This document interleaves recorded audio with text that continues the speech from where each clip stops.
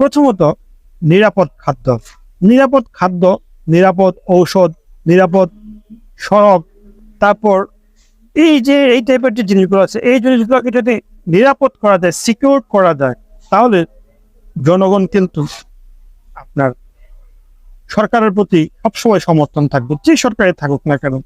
Number two হচ্ছে দুর্নীতি।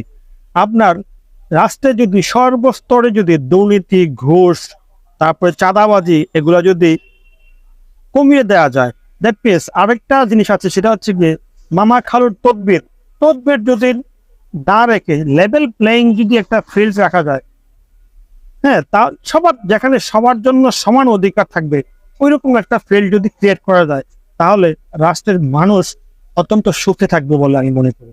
Number three, সেটা হচ্ছে কি, আমরা মানুষ হচ্ছে কি সামাজিক জীব, আমরা সমাজবদ্ধ হয়ে থাকতে বেশি পছন্দ করি।